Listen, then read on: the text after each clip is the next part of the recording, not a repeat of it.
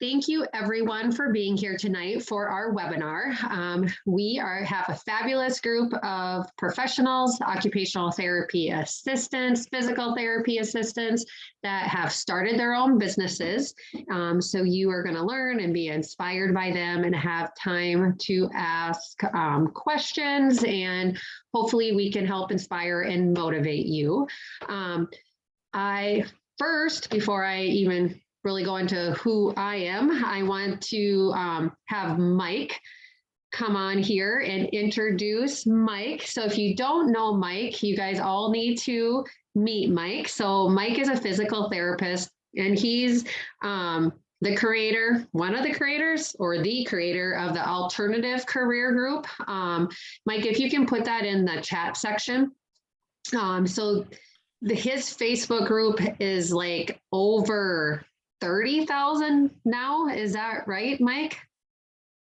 So it's definitely a group that you guys all need to check out. There's lots of people in there looking at alternative careers for rehab professionals. And they do a lot of things for OTAs, PTAs, PTs, OTs, and so forth as well. So Mike, do you want to just give us a little introduction about you and give us a little bit of your motivation speech as well before we get started? Well, first of all, thank you very much, Kara, for having me here. It's really my privilege, just being with you guys. I'm just like a little Filipino kid here trying to learn English and everything. But thank you, Kara. For those who don't know, Kara is one of the many mentors that I follow. And it's very, very important that you follow, be specific in following those people that you want to be. If you want to be an OT, obviously follow an OT. If you want to be a business owner from a PTA or an OTA standpoint, go reach out to those people who are actually has done it, not those people who haven't done it and tell you that you can't do this, you can't do that. So it's very, very important. And second, thank you very much for those people who are here, both live and also on the recording. You have done the first step. The first step is doing this. And first step is actually signing up in this webinar, because our group is called Alternative Healthcare Careers for Rehab Professional. But what we actually teach there, I'm being, Southern now. What we actually teach there is the alternative way of thinking, the alternative way of moving on to your next level. That's why Kara's group is called the Next Level OT. You cannot succeed in this group or in this ever-changing world if you don't change your mindset. And that's the reason why I just keep on interacting and collaborating with the people in Next Level OT, because you have to change your mindset first before you could start your own business, whether you're a PT, OT, speech, PTA, or Coda. Well, thank you very much, Kara. Awesome. Thank you for being here. And Mike, chime in as we go throughout. And Mike is very busy, so he is going to probably have to pop off a little early tonight. But again, reach out to Mike, check out everything that they have going on as well. So before we get started, thank you. I want to mention Anthony Meritato is here. I know he's one of Mike and myself's favorite PTs out there, and an inspiration to all of us that work with older adults and deal with Medicare and so forth. So he has lots of a great Facebook group, YouTube trainings, and so forth. A little bit about me and why I love doing things like this. So I'm an occupational therapist, 21 years. I absolutely love occupational therapy professional or occupational therapy profession. I think we have the greatest career out there because we can do so many things. Although my husband, who's a psychologist, laughs and jokes, and he's like, you guys think you can do everything, like even surgery. And I'm like, whatever. And so because we cover so many ranges, but I love occupational therapy. I taught almost 8 years in an occupational therapy assistant program. And over those 8 years, I really grew as an occupational therapy professional, as well as I think I hope I could say I was always an advocate for OTs, OTAs, and so forth, but grew even more as an advocate for occupational therapy assistants. told my students all the time that you guys have a wonderful degree. And I don't mean to single any physical therapy assistant out right now. I can only speak to occupational therapy assistants, but like, and I knew what they were getting taught, but I'm like, your degree would be a perfect fit for so many different jobs. You have to get out of the mindset that you only can apply for a job or do a job that is titled as an occupational therapy position or an OTA position. Because like what we taught students, I would hire them in so many different places and realms. And in fact, myself, I stepped out of the occupational therapy profession for a few years, and I was the director of an early Head Start program. I just kind of took a leap of faith and applied for this job. I mean, there wasn't OT mentioned anywhere in the job, but it just so happened we were trying to start a family. My other job was 45 minutes. This was, a couple blocks from my house. And I applied for this job and I just sold our degree, what we learned, what I can do. And they hired me and it was a perfect fit. I absolutely loved it until my husband drugged me up here to North Dakota. So, and I used occupational therapy all the time. So today we are going to focus on these awesome panelists and how they started their own business. You don't just have to start your business, but I would like you guys to think bigger and broader because there are so many great opportunities for you guys out there with your degree that you need to or should explore more of. And then I will say another one of my biggest pet peeves is when I hear that occupational therapy assistants or physical therapy assistants can't start a business. I mean, that's absolutely ridiculous. So I hate hearing that. And we will roll into our first panelist speaker tonight. I couldn't be prouder. So Larry is actually, he was the first physical therapy assistant who took a leap of faith took a leap of faith on my business. So we have a therapy business builder program and Larry signed up with our program and he has grown his business so fast, like crazy.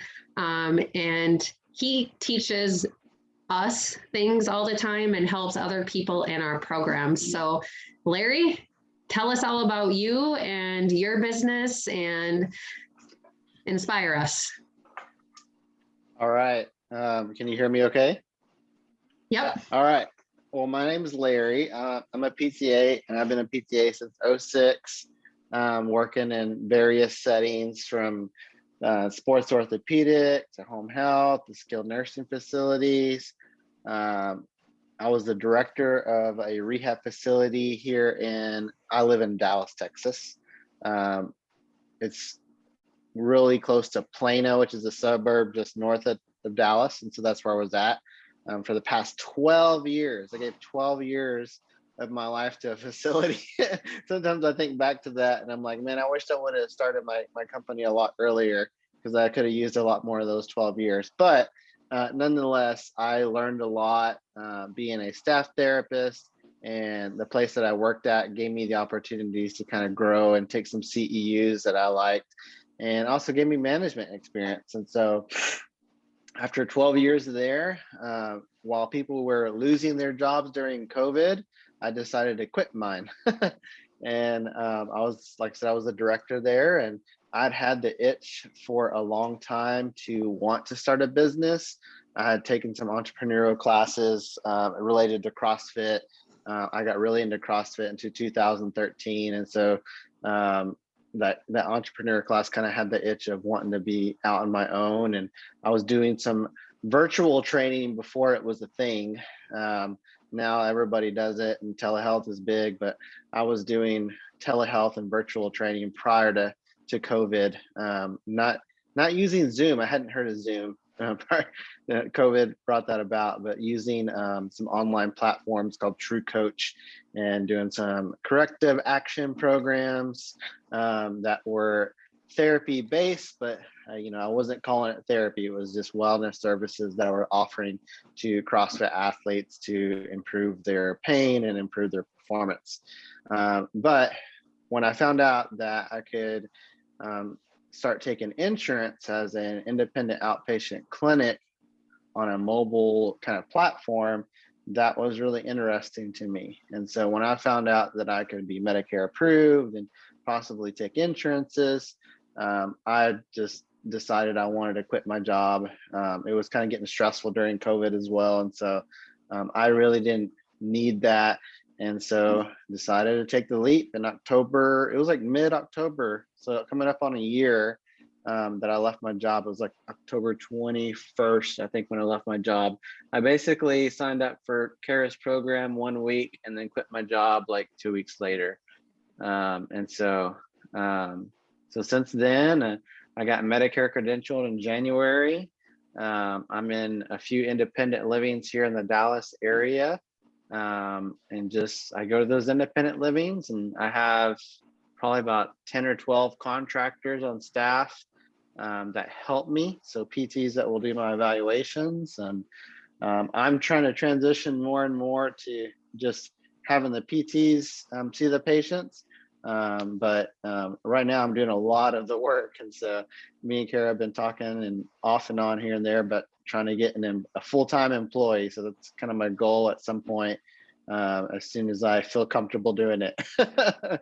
But right now I'm just operating with contractors. I think I hit 140 visits this past month for the month. And so just continue to truck along. It's definitely owning your business has its challenges, but I wouldn't trade it. I get more excited about when I own my own business as opposed to working for someone else. I definitely apply myself more. And so I think I'm just going to stop you for, Ask me some 1 second. So 140 visits in 1 month, just to give you guys an idea. So I just always have the people in our program and myself. Did you already figured it out? Okay. Yep. 140. And I just always take it times 100. And it's oftentimes more than that, but that's $14,000 he brought in 1 month alone. And yeah, if you take that times 12, 168,000.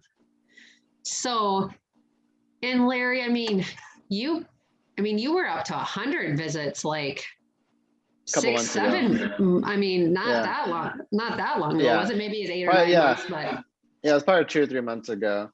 Yeah, and I really didn't get credentialed till late January, so I really didn't start till February. So it hasn't really been a year yet, to be honest. I've been in the program for a year, but I don't know if you remember back whenever I was using Tony prior to your program, and he was helping me with my Medicare credentialing. But then I had some issues with somebody else that was helping me with my credentialing. And then I went back to Tony, and Tony helped me finish my credentialing. I don't remember if you remember that, but in the beginning, so that took some time. Yeah, that took like 2 months. Use Tony. Don't if Tony's on this call. And actually, Tony helped me a lot. And actually, Tony has helped. He has some great videos and stuff. And some of the people in our program now are just doing it themselves and finding, that goes faster using like his resources that he has. So don't let Medicare or that scare you away. So yeah, I've credentialed every one of my therapists since then.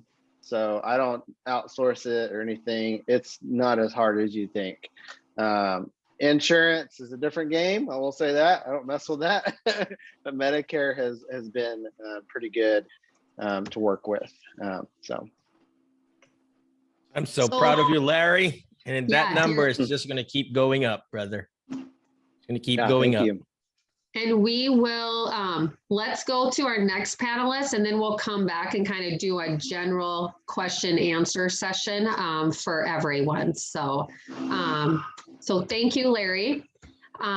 Next, let's go and Melody and so forth, I'll start hitting some of those questions as well. But Joanna, let's go to you. So Joanna is an occupational therapy assistant, and she's one of the first occupational therapy assistants that I met that started her own business. She's actually on the Next Level OT podcast, and she's in pediatrics. So let's hear all about your story. So we are in our 3rd year. In February, we will hit our 3-year mark. And our company is called OT and Me.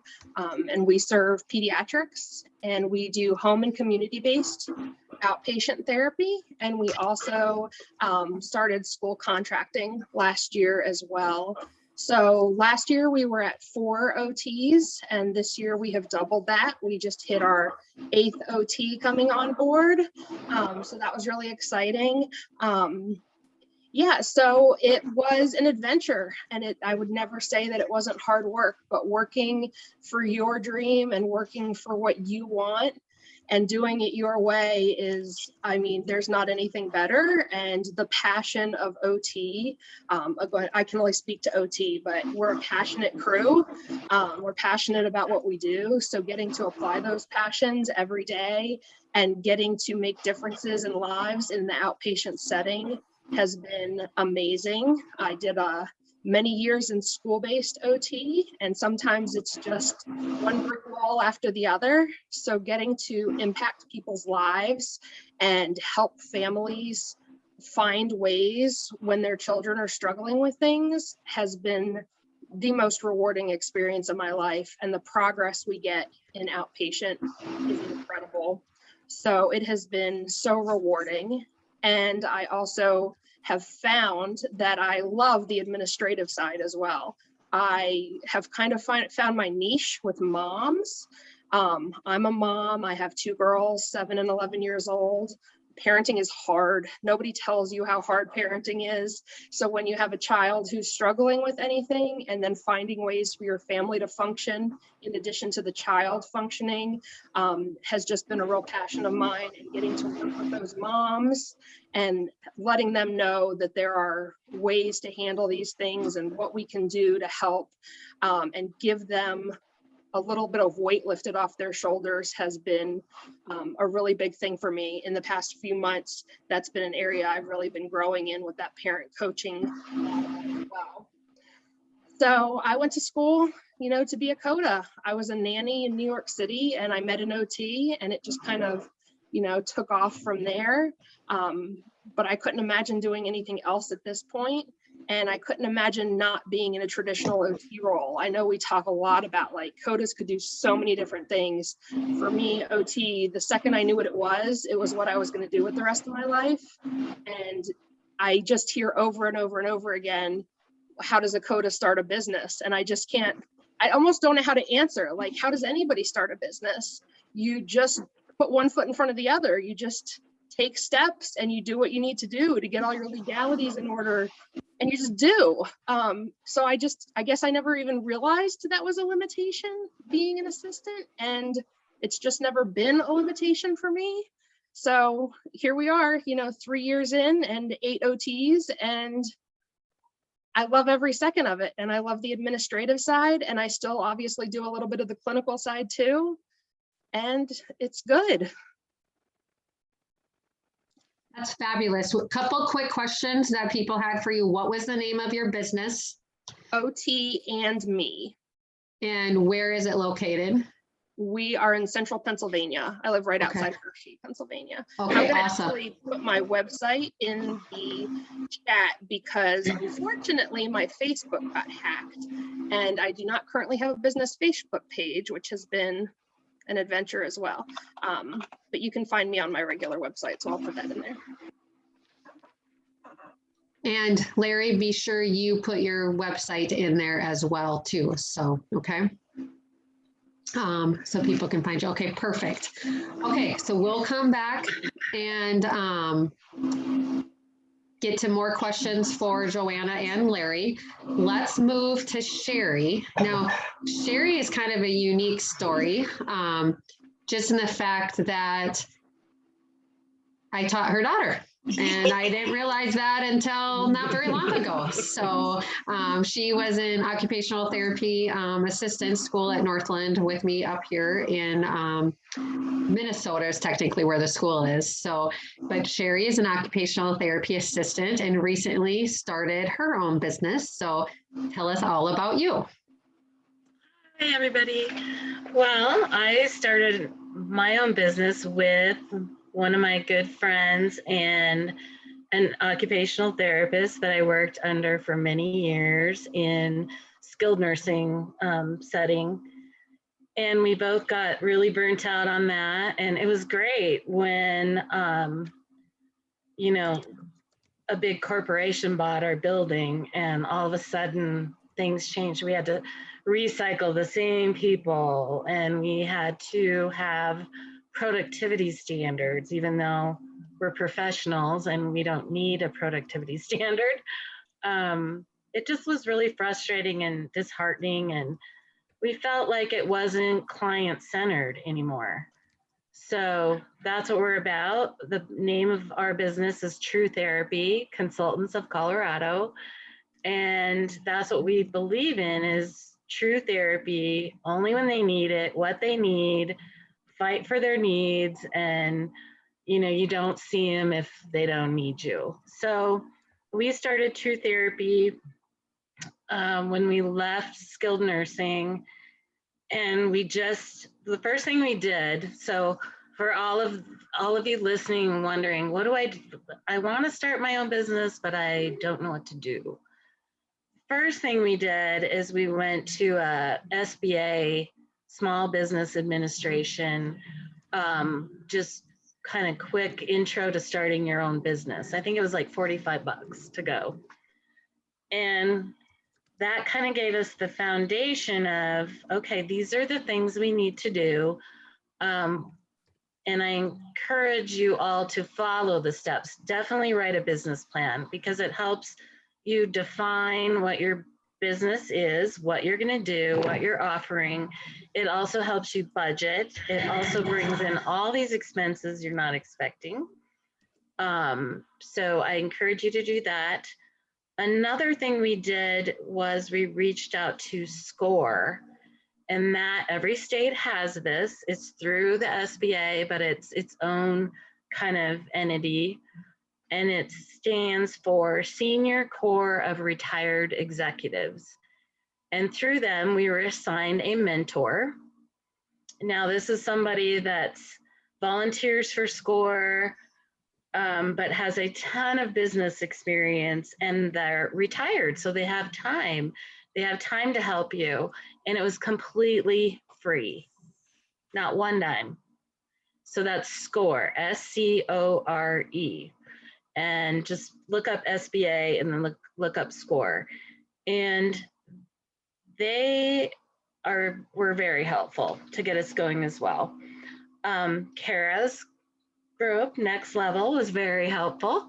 So I guess reaching out for those resources when you're first starting and along the way is really important, and to align yourself with the right people. Like Mike was saying, or I believe Larry was saying, for example, we're doing a Zoom next week with the Alzheimer's Association. All of our therapists are certified dementia practitioners as well. That's kind of our niche. We are in Denver, the Denver metro area, Colorado. So we have a big area. We target market. So it's kind of where we want to work. Now, we will step outside of that because the client comes first. But we did want to kind of target market if you're in a big area. Also, now I lost my train of thought, but the CDP, any kind of specialty or niche kind of service you can provide that's needed in your area is, you need to look at that while you're doing your business plan as well. We don't have a lot of mobile therapy here. We have home health, but we don't have a lot of mobile therapy. So people are, when I go out marketing, which I wear that hat, and I talk about what we are, I really have to distinguish the fact that we are not home health, that we are a mobile private practice, what we specialize in. And right now we're also offering a skills to care program, which is a specialty program. And so we're hoping that takes off. Yes, my business partner, friend, and OT is actually credentialing with that. And she is doing all of the specialty training, and we're at the point we can market it. And if you don't know what that is, it's an occupational therapy based program, and it's geared more towards caregivers. So you work with the patient and the caregivers to help with any kind of behavior expressions that are negative, wandering, combativeness, those kinds of things that are hard for caregivers to manage and manage safely. And so we're out marketing that. But anything that can kind of set you apart from anybody else too is a great thing to think about when you're thinking about what you want to do in your business. I don't know what else to say, but Hey, that's perfect. Thank you, Sherry. And before Andy and Tina go, I'm going to have Mike pop on because he has to leave a little earlier. And I will also just mention that the skills to care, if you're working with older adults with dementia, it's only for occupational therapy professionals. I highly, highly recommend that program. And you get special pricing through us on the Next Level Facebook group. Just let me know, but we'll go into more details on that another time. So Mike, you're on.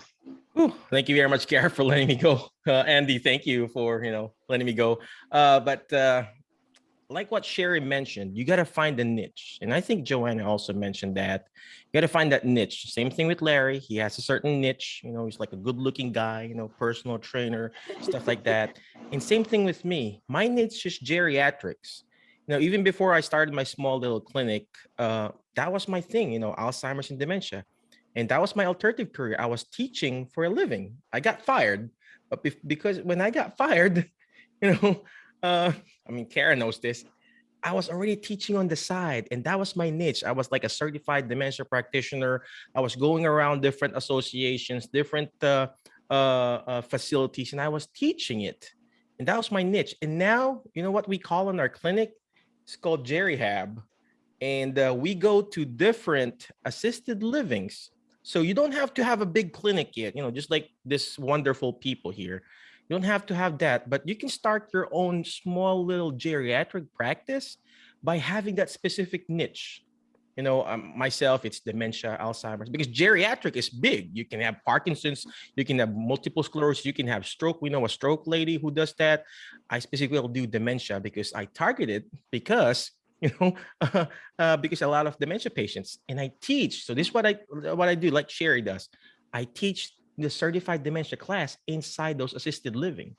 I help them market it, and then guess what? If they have patients, boom, I'm here. Hello, I'm doing the therapy here and therapy this and there, and it doesn't have to be a PT. Look at Larry's doing. Look at Sherry's doing. Look at Joanna.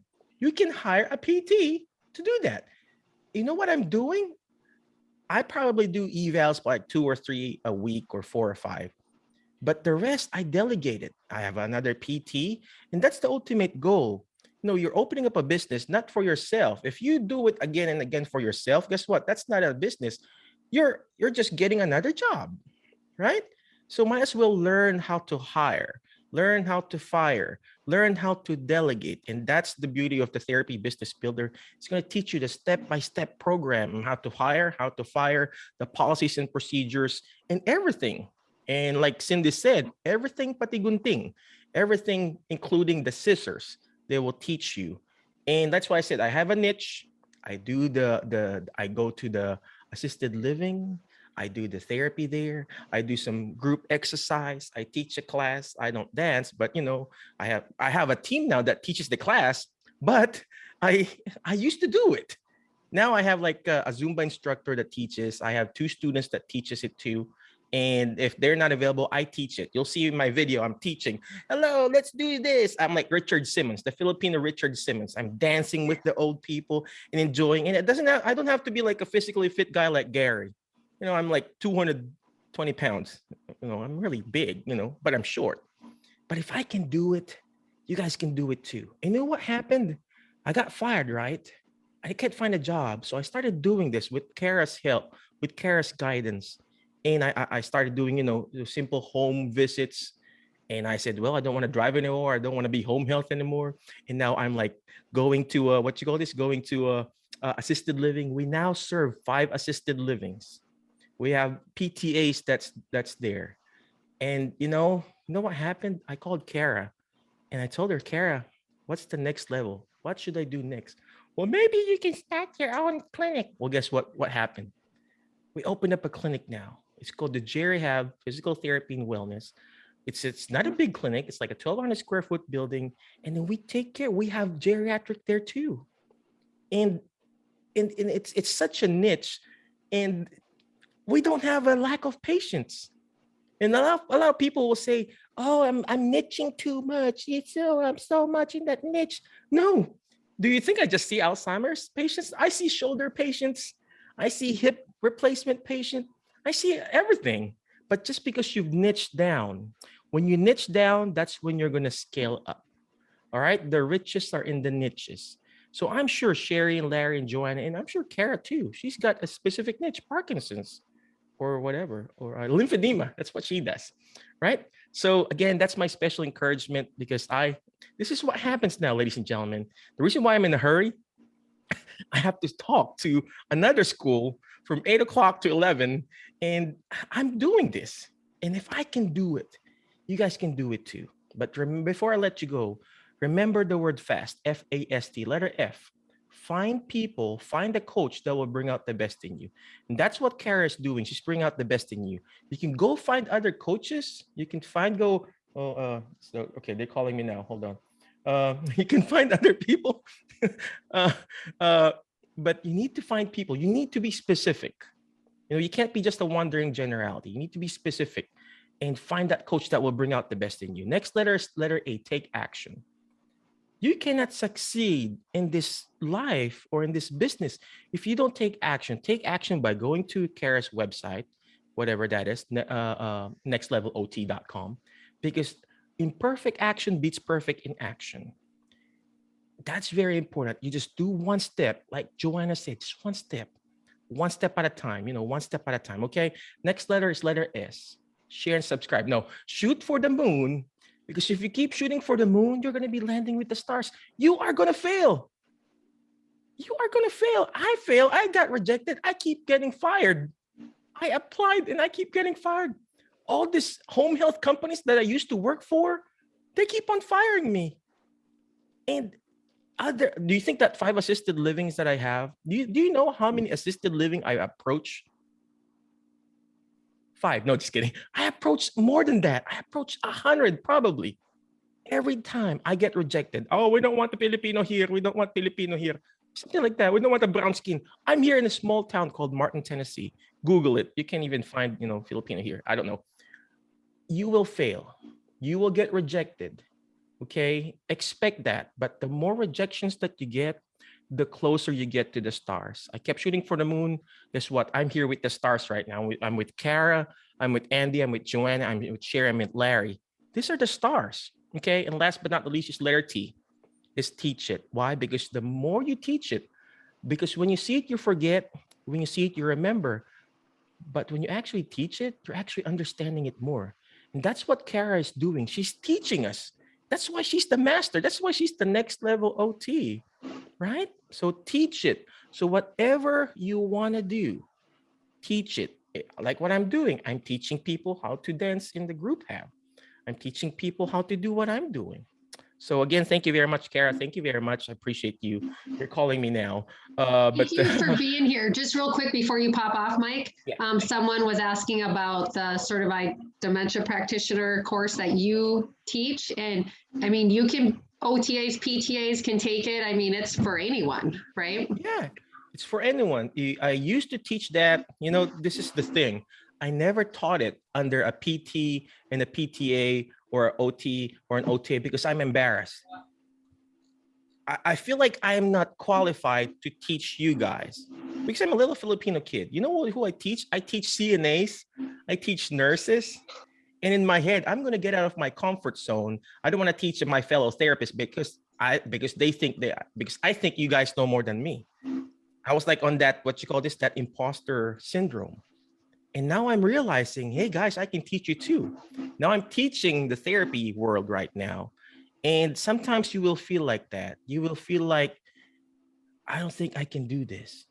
I don't think I'm worth it to do this. But guess what? You just have to keep pushing. You just have to keep going. And eventually you'll learn how to do what we're doing too.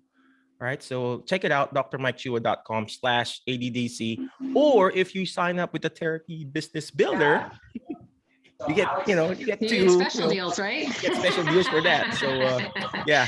So well, thank you, Mike. You go have a great night continuing your Kara. Teaching. And we will move to Andy and Tina. Andy and Tina, thank you. Ladies, Joanna, Larry, Sherry, Kara, appreciate you. I love you all. Keep going, okay? Thank you, Mike. Andy is an occupational therapy assistant and Tina is a physical therapy assistant. And they started their own practice and they started right with a clinic. So let's hear all about it. Hey, everybody. Glad you guys are here tonight. Andy and I have been in business, a year and a half now. Well, a year official, but we started a year and a half ago, putting this dream together that we came up with. Lots of blood, sweat, and tears. Literally. Yeah. Absolutely. I guess the thing that happened with us was the perfect storm. Yeah. Everything just kind of came together. COVID was a big, shock to everybody, but we stepped out and it was probably the scariest time ever to start a business, but it was the perfect time for us. We were working in a school system together and just kind of kicking around the idea. We're in very rural Oklahoma, about 30 minutes south of Tulsa. It is extremely rural. We were working in a school system together for another company, and we're just talking about how all of our parents are very inconsistent about getting their kids to Tulsa or to Oklahoma City for therapy. They just can't make it. It was an all-day event. They were just falling off the wagon. So we just kept talking about how there was such a need in our area for a clinic. And Tina said, let's open a clinic. And I said, okay. It was that spur of the moment. It was just that. My wife is a PTA. She's been in PTA for 18 years. She's not practicing now because about 6 years ago, she decided to become a real estate agent. So I've got it was just this perfect setup. We started looking for properties. My wife and I bought a building. And then Tina and I, with a couple of other therapist friends, went into business together. I'm a Coda, she's a PTA. We had a speech therapist and a licensed clinical social worker for our behavioral health. So we had all 4 disciplines in one place. Since then, 2 of our co-creators or co-owners have decided to step away and not be in ownership. So it's now Tina and I, and we've hired some other staff to fill those positions. And we've gone from being 2 to 3 people on the payroll to now we have 15 people. 15. It's not scary. That's not scary at all. It's pretty crazy. We're in 6 different school systems. Yes. And we were just hoping to have 35 to 40 kids. That was my goal when we opened the clinic. If we can just get 35 to 40 kids, we'll be able to pay the rent, we'll be able to pay the bills and maybe pay ourselves. But now we're sitting at over 100 kids. 100+, and easily. We've outgrown our building. We've purchased another building that's about a block away. We're in the middle of this giant remodel right now. So we're hoping to be there within the next 6 months. And it's about 3 times as big as this building. And I'm already thinking that it may not be big enough either. Yeah. So in less than a year and a half, we went from one building and now we're moving over to a new building. That is so scary as an owner, but it was like this great problem to have because we're like on top of each other in here. And so we're really excited. excited to be moving, scared, nervous. I think that's one of the first things I could tell somebody that's considering this is, it's scary. We've so many sleepless nights. And then, doubting ourselves, well, we're assistants. Can we really do this? Well, yes, I can. Watch me. Yeah. And so, we had some guidance from a lot of other therapists that we went and talked to. We talked to toward facilities. We did a lot of groundwork before we just jumped right into it. Not a lot, but we were around looking at stuff. And one of the things the therapist, one of the PTs advised me was make sure when you hire people or you bring in other therapists, make sure that they understand that you have two roles. I'm the PT assistant when I'm doing treatments, but then I'm the boss that's going to sign your paycheck at the end of the month. So you have to be careful when you bring in more staff, and you have to be careful in carrying out that role as well. That would be something I would really strongly encourage you to consider. You've got to know where your boundaries are. Yeah, for sure. And so far, every staff member we've hired have been really great because we do develop those relationships. Yeah. And just like Mike was saying, if I'm the poster child for imposter syndrome for 100%. That is just, and I'm sure Tina feels the same way. We didn't know at all what we were doing. And just like Sherry said, and Joanna also, about taking and doing one thing. I posted that, I think, a long time ago on the Next Level OT page, just to do one thing today to move forward into your business. And we just did that one step at a time. We've got credentialed with our insurances. That's has been a nightmare, but we've got through it, and it's not easy. I'm sure if we had probably signed up for Kara's class, it would have been a lot easier. I promise it would have been easier. Yeah. But we're doing okay. We're doing all right. We have Medicaid all set up with our sooner care patients, and we're really busy every day. Yep. Baptism by fire. If you're not ready to do it, you got to get yourself ready to jump in there. I see like they're asking the name of our clinic. I'm sorry, we should have told you that, guys, that off from the beginning. There's that. We really love the name of our clinic. It's called Wonderfully Made Therapy Group. So we are, strongly Christian-based clinic, and so you'll see the Bible verse all over the walls. So that kind of helped motivate us that we're all wonderfully made.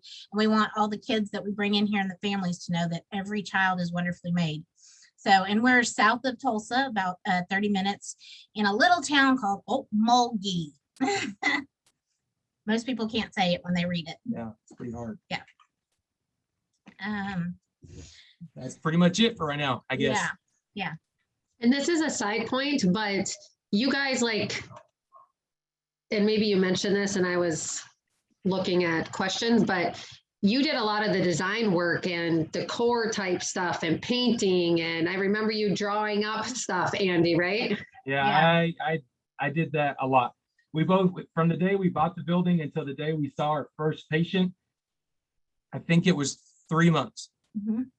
I mean, and this place was a dungeon. It was awful. It was nasty. It was horrible, but it's beautiful now and it's great. Yeah. My wife is actually going to move into this building as her real estate office when we move out. So we've already got that taken care of. But it was a wonderful experience. But yeah, it was very, very tough. But we got through it, and it's great. Definitely. That's awesome. Yeah, I think making a plan, like Sherry had talked about a business plan. Yeah, we didn't do that. We just kind of, hey, you want to do this? And where are we going to find the funding? I don't know. What do you got in your checking account? What do you got in yours? Yeah. So no, I think that was very sound advice. Sure. Work out a business plan. Your bank is a great resource. If anything, we talked to a couple of our friends at the bank, and they really guided us. So if you're looking, where can I go find information? Start with your local bank. If you have a good relationship, our community is small, so we know our bankers, but they really helped guide us.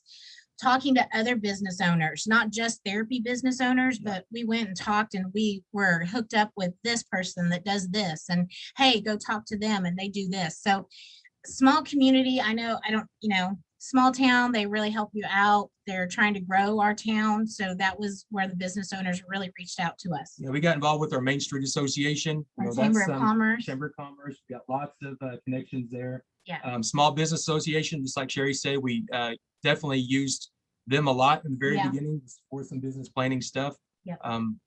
We are strictly pediatric also. I forgot to Yes. mention that. Yeah. We are we like the kiddos. Yeah, for sure.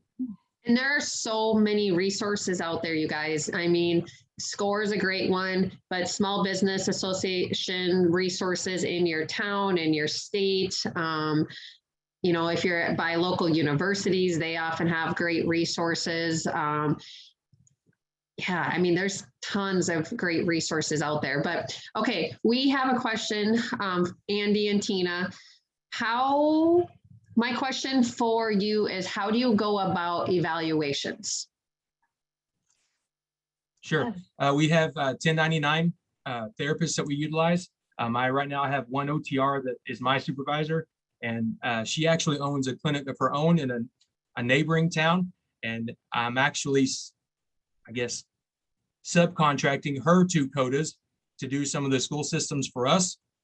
So we've got a really good collaborative relationship there.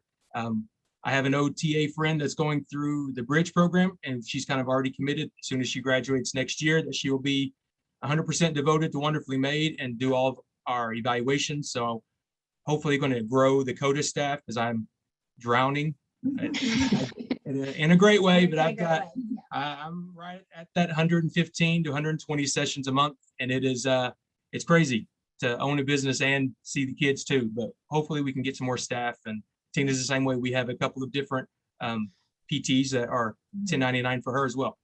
Yeah, I have one PT that does the clinic for me. She evals here. And then I have another PT that she does schools. You know, we make sure that we stay within the guidelines of our licensure. They do our evals, and we also do supervision. Great technology has helped because now we can do virtual. So we can do a lot of our supervision with virtual. In fact, that's what a PT and I did this morning at 8:30 in the morning. We're doing a virtual supervision visit. So I've been in the therapy world for 27, almost 30 years. So I had a lot of connections, a lot of networking. I brought my PTs with me. I had such a good relationship with them that they trusted me. And so I think that's kind of answering one of the questions on there about how did I hire them? We knew them. Yeah, the therapy world here is very, very small. Yeah. Everyone here, if you don't know them, you know someone that does. So we just really asked around and find people that were a good fit for us. Mm-hmm. And just going off of that, I want Joanna to talk too, because I mean, you've been doing this for a long time. Tell us how you do the evaluations. Yeah, so I have an OTR that works for my company who is specifically evaluations for our outpatient, and my supervisor for therapy to meet our State Practice Act, you know, all the code of ethics and that. So that OTR is specifically for that. She has another job that is her like full-time job, but she does my evaluations and my supervision, but we keep it to that. She doesn't work for me elsewhere.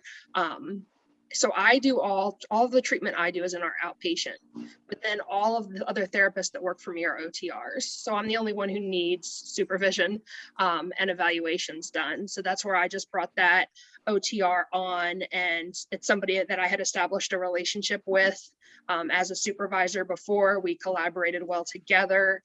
We had, you know, a good trusting relationship as far as clinical skills, but as also as far as communication goes. So we already knew that we were a good fit as far as the Coda OTR relationship. So she is now with me, and she's actually my second OTR. My first OTR left to go be a stay-at-home mommy and have babies. So this is my second OTR, but it's somebody that I had a relationship with and knew and trusted. And this is what she does as an extra gig and only doing my supervision and evaluations. Awesome.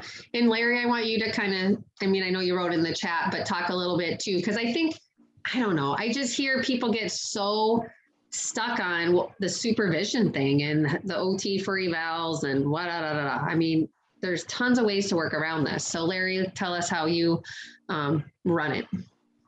Well, depending on your state practice, you know, the rules are going to vary, but here in Texas, there's a lot more laxity to it. And so, yeah, I mean, for non-Medicare patients, I mean, I think here in Texas, you can write a plan of care up to 6 months. And it's really up to the discretion of the supervising PT, how long that plan of care is, and the communication. Now with Medicare is going to always trump your state practice. And so every 10th visit, a supervision visit is needed. So usually I telehealth in my people, my PTs, and just kind of go over, you know, how they're doing their progress. Also, I'll, send them videos of, maybe some standardized tests that they're doing, because the APTA, I have a screenshot of it saved on my phone in case I kind of have the same thing with like what Mike was saying, imposter syndrome, when PTs are constantly asking me the same questions that y'all are asking me and having to prove that like I am doing things right. And I'll have screenshots of APTA rules and screenshots of the Medicare rules and what they exactly say. With the APTA and the CMS, they've agreed that telehealth has become a permanent thing via recorded image or video. So it doesn't necessarily mean the PT has to be present on the video call, just available via a video call. And so sometimes I'll video call them later or talk to them later, but I'll send them the videos of a chair rise test, a 30-second chair rise test, a 5-time sit to stand, portions of the Berg, and communicate with them anytime something significant happens, whether it's blood pressure coming down this week. I had a patient where, I try to over communicate as a therapist, because I am so nervous about that situation too, where it's like trying to make sure I'm doing the things right. But what I found is that I've built trust with a lot of the supervising therapists, and sometimes they feel like, oh yeah, and they have gotten to that point that they have that trust now. But I will say in the beginning, there were PTs that were like, what are you doing? And I had to establish that trust. And because I was a director of rehab for a large facility here in West Plano, Dallas area, it was a little easier for me. I was able to establish that trust. That had kind of like what Andy and Tina were saying, they had established former therapists that were working for them. And so it was easy to go to them, but follow your state practice. And again, if you are doing Medicare or Medicaid, I believe those trump your state practice rules. So yeah. And Anthony, I'm guessing you probably have to, I was going to pull in Anthony Meritato because he has so many great ideas for how to make this happen. But I know he teaches a class, I think, in probably about 3 minutes. But if you're on, Anthony, and you want me to pull you on, let me know. But he has so many great ideas for using occupational therapy assistants, physical therapy assistants, just remotely. Anthony, we'll bring you on next time. He teaches at 8. But so for example, how the OT can, say for myself, I could be here at my computer, and the occupational therapy assistant who started her own business, say, in Williston, North Dakota, which is across the state, she could have started her own business and she could hire me to provide supervision, provide via telehealth. So I could be there remotely for evaluations and supervision and things like that. I mean, there's possibilities out there. One thing I always want to mention, for those of you, and this is stinky, I'm just going to say it, for those of you that want to do what I do, what Sherry does, what Larry does. So we all have mobile hybrid practices working with older adults in the community, not home health. And we bill Medicare. And Medicare is kind of goofy in their regulations under therapists in private practices. OTAs and PTAs are not able to do visits without direct supervision. Now, that changed during the pandemic. They lightened that up and they changed the supervision requirements. We redefined it. Yep. But we Yeah. don't know if that's going to change or not. We'll know more. I mean, we should know what it's going to be as of January 1st, but I always want to just give people, you know, just a heads up about that. But there's so many workarounds with that as well. So don't let people, I just don't want people to all of a sudden start their business and then realize that. I want them to, you know, kind of know everything about that type of situation. So, Sherry, do you have anything to add on the supervision? I mean, because you started a practice with an OT, right? So. Yes, and I will say it might be a good time. I think there's still time to fill out that template letter to CMS that goes to DC. If, you know, saying why we think that these changes that were made during the pandemic should stick, a lot of them.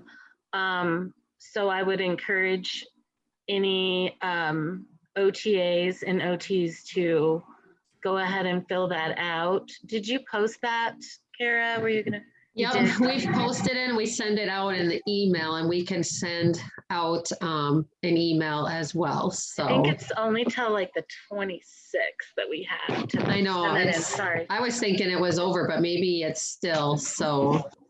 Yeah, but that is something really important to know. Not saying you shouldn't start your business, but as the assistant, if they change that back, it could change your practice. Mandy, my business partner, and I have talked about it, and we're just kind of waiting to see what happens. But right now, we're just making the push to keep going with the business, and we'll see what happens. And for myself, I have an occupational therapy assistant that works for my business. And she goes and she does, she hosts 2 exercise groups a week at an independent living facility.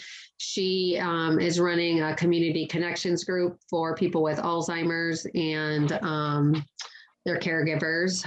She is doing higher level caregiving / wellness type programming for a client. We have a client right now we see 5 times a week for OT and PT for very intensive therapy for post-stroke. And she goes a couple times a week as well for working with him. And then she also does my billing and my intakes and everything. So there's lots of ways to utilize OTAs. That's why, I mean, seriously, I think OTA and PTA to start a business like this and hire the OT to do some of this other stuff and you do the fun stuff is a great way to go about it. So, I mean, definitely possibilities, but we have some questions. If you guys have questions specifically that we didn't answer yet, please post, but I'm trying to look at my screen over here and on here. And anybody on the panelists, you guys can take this, but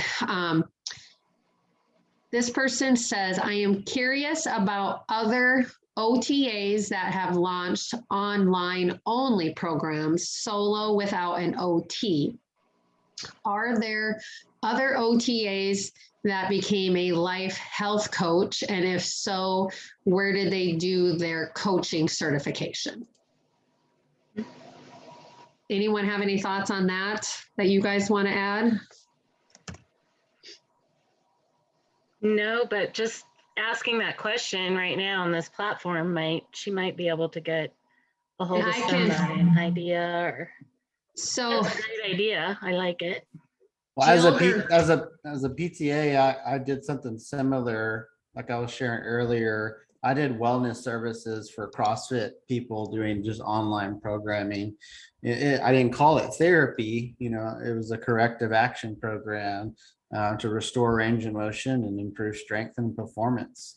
But it's not called therapy, it's more wellness based, but a lot of it is very similar to what therapy is. You just It's all about the terminology you're saying and knowing your limits. You know, a lot of times screening as a PTA or as an OTA, you learn to screen and realize, hey, is this more of a medical condition that needs to have some medical oversight, or is this something that's wellness based? You know, and as an assistant, we have the judgment to make that call. So, but again, you got to be careful, you know. So, Can I say something real quick?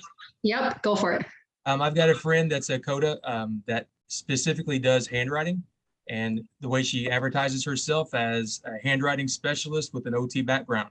So she's not advertising herself as an OT practitioner, but she has a private handwriting clinic. She has private school contracts. She goes in and she works her entire business without the need for an OT as a handwriting specialist, but you know, she just advertises it as having an OT background.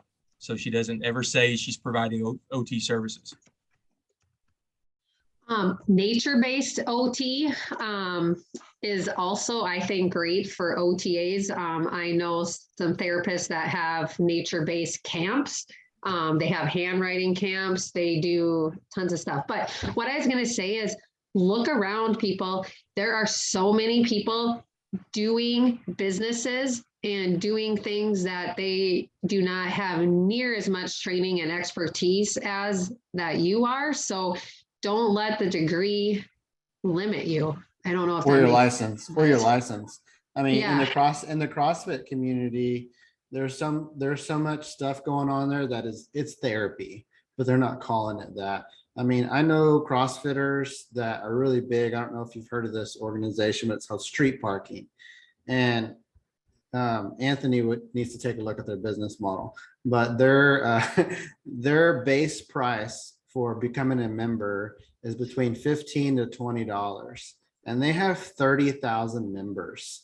That's $9 million a year, and they are teaching pelvic floor and pelvic health, and they don't call it therapy, and they don't have as much education as therapists do, and I'm in their Facebook group. They're very protective of their clients too. They don't like therapists to be involved, to be actually, you know. So because we're like, I would not do that in that situation with some of the recommendations they've made, but it's not my company. They're not breaking any rules, but it's therapy. Yep, exactly. Someone asked I think how you're much muted, Kara. money, Oh. what? Oh, you were muted for a second. In your Oh, response. sorry. Someone asked, how much money do I need to start a business? And I'll let these guys answer, but I will also say it depends on what type of business you're going to start. So I want to jump on that answer. I think that, you know, there's a million ways to start a business, and there's not any two people I think that have started a business the same exact way. But from personal experience, I started with $500. I started my business. I wrote myself a check. I put $500 in my bank account, and I've never taken another dime of personal money since then. We started out, you know, we do home and community-based services. We really believe in a child's natural environment is the best ways to get progress. We don't have a clinic. We don't have overhead. So you can do it with very little, or you can do it with a lot. And one isn't right or wrong, but there are options. I think, like, from Andy and Tina's perspective, they went right straight into a clinic and they're killing it, which is awesome. But that was not high anxiety over here. That was not going to happen for me. So I wrote myself a $500 check and I said, whatever I can do with this, we'll see what happens. And here I am. This is what I do now. I left my full-time job. I'm a business owner. I'm doing OT, but you don't have to drop $1 million and you don't have to take out a loan. You can build it from the ground up. Or if that's the path you want to take, and you know, being in a rural community, Andy and Tina rocked that, but that was not something I could have done. That wasn't, you know, that's not for everybody. So you can take either path, and both can lead you to a full-time and fulfilling career as a business owner, even though you're an assistant. Hey, Joanna, and I want to hear everyone else's perspective, but you also had a question earlier. I obviously gave my 2 cents because I'm outspoken, but someone asked if you ever considered going back to OT school. Listen, I literally think about it constantly. It is forced down my throat by everybody I talk to. But when it comes down to it, am I going to spend $60,000 to $80,000 to get a different degree and then put in a different letter after my name and do exactly the same thing I'm doing now and make the exact same amount of money as I'm making now? I'm making more in my business than I was making at a regular job. I'm making more than the OTRs I know who are working regular jobs. There's not any reason to. There's always going to be a part of me that goes, did I quit too soon? You know, did I not go as far as I could have gone? You know, I went back and I got my bachelor's of health sciences. I felt good about that. I only had a few more credits to go. I was like, oh, let's just go for it. But looking at dropping $60,000 to $80,000 to get the R after my name, to do the exact same thing I do day in and day out, it just isn't practical. But as an assistant, I'll fight with myself about it till the day I die. But the other thing is, and it's not even the money, it's the time too, and the stress and everything else that goes with it. So I don't know. I mean, my example is like, why the heck would you do that? I mean, I went back to get my OTD and I kicked myself daily. But I was in a tough situation because I don't know if you guys remember when they were going to get rid of the OTA and move it to bachelor level and so forth. And I was right in the middle of teaching. And then they're like, well, you're going to need to get your OTD if you want to stay teaching or your PhD. And so and my program had a really good deal. It only took me 15, 16 months and not very many credits. So I did it, but I still kick myself for that because I'm like, the time and stress, and it was way worse than the money I spent on it. And I didn't really gain much more from it. So I guess, why would you need to? I mean, you built your business and love it. I mean, that's awesome. So Andy, do you, Tina, Sherry, Larry, have anything to say to people who ask you, or do you want to go back to school to be a PT or OT? Everything Joanna said, same. Yeah, for 27 years, I've heard that over and over because I came out of PTA school at 20 years of age and everyone was like, well, you're going on, right? No, I'm happy being an assistant. I'm very proud to be an assistant. I can't tell you how many times over the years I've heard, oh, you're just an assistant. Oh, no. Oh, no. I am not just an assistant. I am the assistant. And so I just, yeah, I've always heard that over the years. Well, why don't you go on? Well, because I don't want to drop. I have a Coda friend that dropped $95,000 to get that R, and she'll be done next year, which I'm proud of her and I'm excited for her. But she's also 45 years old. I'm like, you're going to be paying that back forever. And so it's just not worth it when I love being an assistant. I always have. I love working with the patients. That's one of the things. And I'm not being negative toward PTs or OTs because I love you guys, but I got to do patient care, you know, the hands-on stuff and making the connections. So, yeah. A lot less paperwork. Yes. Yeah. We'll never have to do an OASIS. That's right. Exactly. Yeah, no, I hate that I mean, OT assistant and PT assistant really isn't even a great term for what you guys do. I mean, it's not like you're an assistant. I mean, it's just stupid, but whatever. Okay, let's move on to another question. I know we had a bunch more. And if you guys need to go, you need to go because you guys are busy. And I know, Joanna, it's later where you are. But I'll keep asking questions that people have on here until, and they get lost. So sorry. Someone asked, what is a range of yearly income from your first year to now? And she said, I have a question for Amy and all panelists that are comfortable with answering. So I don't know if anyone feels like answering that.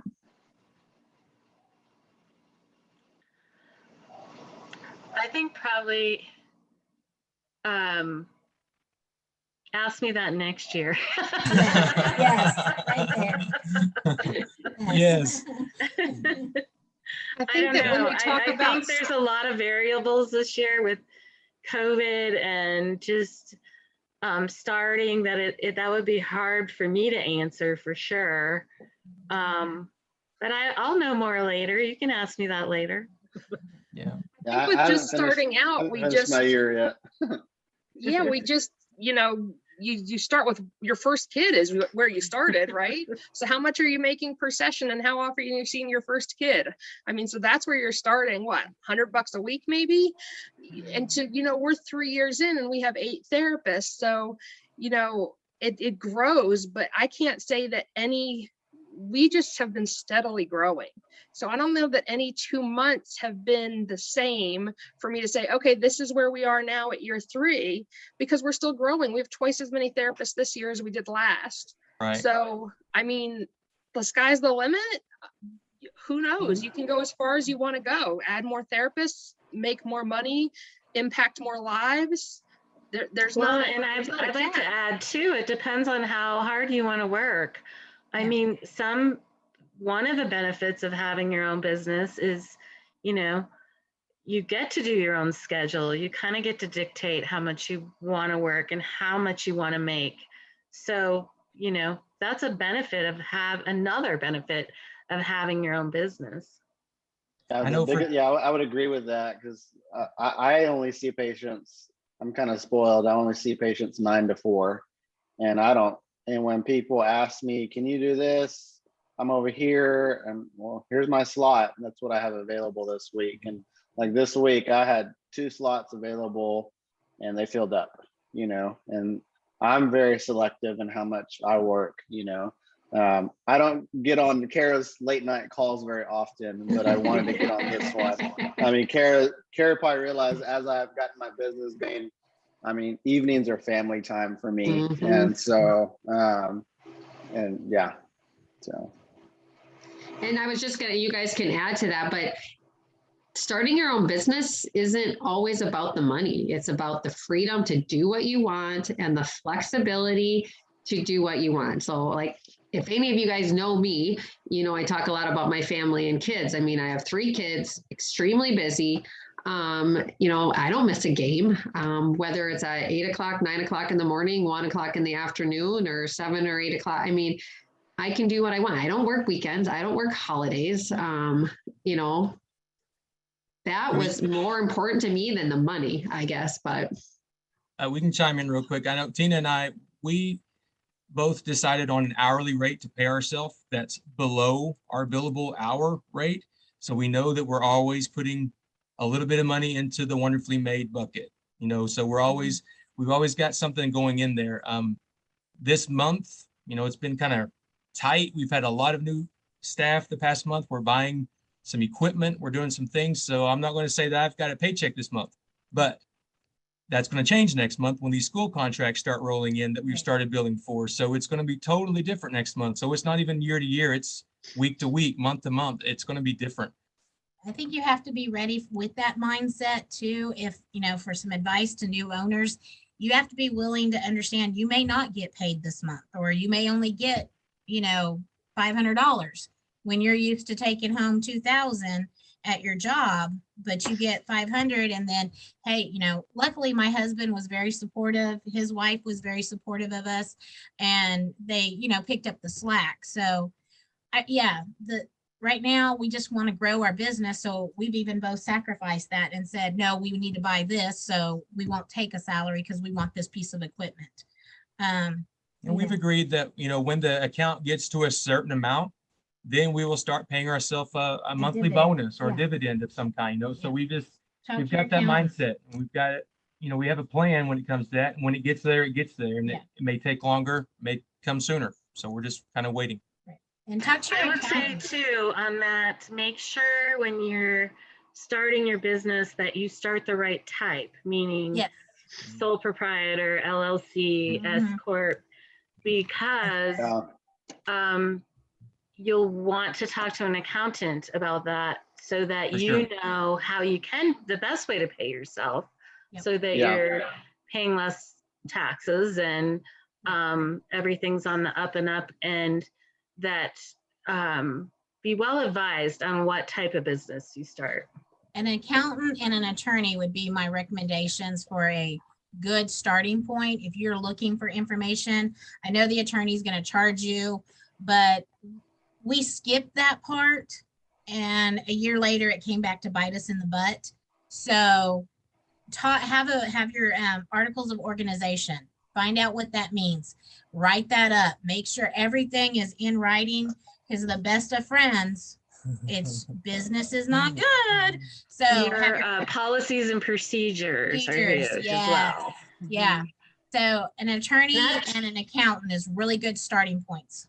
And that's where I'll put in a plug for our therapy business builder program, because we combined all of that. So we take care of the attorney, the accountant type things to save you guys money. Like my policy and procedure manual was like $11,000 or more, but it's part of the program, you know, the articles of organization. We have consults with our attorneys, consults with the accountants, so we can help spread everything out to save you guys that heartache. I mean, I started my business and made so many mistakes and cost myself so much money, cost myself so much time, because I am one of the cheapest persons you guys will meet.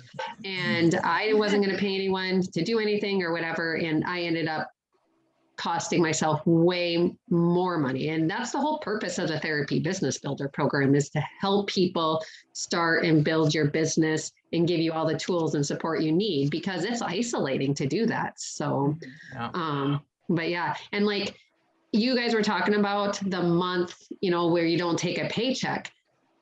Starting a business isn't for everyone. And I know some people get mad at me saying this, but there are times when it's very stressful. Like you will see me in the social media land, like very active, and then maybe you won't see me for a month because crap happens. You know, or like you guys are growing like crazy. That's exciting, but it's stressful, because I know, I mean, I've been in business for over 3 years, and I'm just adding on employees versus independent contractors and kind of changing things. And I'll tell you, it's stressful, because then I'm like, oh, I got to make sure I have enough money to pay everyone and still do this and stuff. So it's not for everyone. Sorry. You have to be willing to keep going, to be relentless, to take risk, to deal with the stress. And yes, you're flexible. It's flexible and it's great, but it's still a heck of a lot of work. And if you don't have a good support system, you're going to sink quickly. So, you know, just because I've seen several people do it already. So, yeah, I think the kind of on the money question, the biggest help was Alex's class, Alex Engar. Yeah. He did this thing where you calculated like what's the minimum amount that you would need to earn to pay your bills, like when it came to your necessities. And I try to pay myself that every month at a very minimum. I've been pretty disciplined about that. This past month, I spent, you know, $3 or $4 grand just on like marketing and equipment and renting a spot. So this month was a little different, you know, but, you know, I always pay for that minimum. And then there's been a couple months there where I surprised myself and I paid myself a pretty good chunk, you know, but I'm not even a year in, you know, and I know I use QuickBooks and I'm still in the profit. So I'm, you know, profit first, right? So, yeah.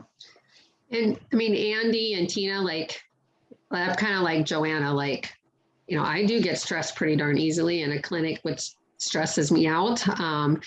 That's why my therapy business builder program that we do just for mobile hybrid therapists for older adults is a mobile practice.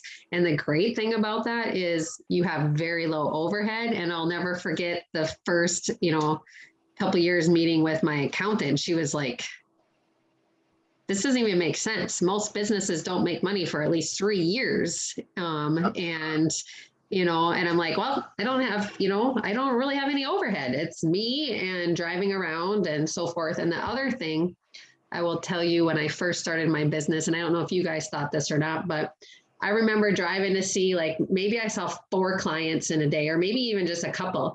And I was like, I made more money today than I did a whole day in a skilled nursing facility. And I'm like, this is awesome. Yeah. So that was some exciting things of when I first started, but they want to know how you guys, if you have independent contractors or employees for your PTs and OTs that you hire.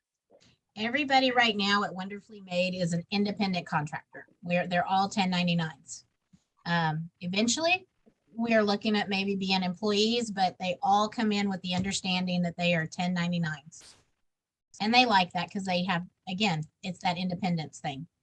They can say, tell me, no, I can't do an eval today, but I can do it next Thursday type thing. And we sort of asked our PT that we knew we wanted, and she wanted to be an employee. Our speech therapist is an employee. Mandy and I will be employees at some point. But yeah, we went the employee route. Okay, Joanna? My OTR is a 1099. Okay. How about your other OTs? Or I have a mix. okay, a mix. Okay. And Larry? we use QuickBooks. If anyone's wanting to know about accounting, we use QuickBooks, and we use a Hello Note for our billing for EMR. Also check out Xero, you guys, XERO. I mean, again, like I still add on my fingers. So anything like that, I don't like. And my accountant changed me over to Xero, and I like that system. It's a little less accountanty. So another thing to check out. And Gusto is great. Another tool.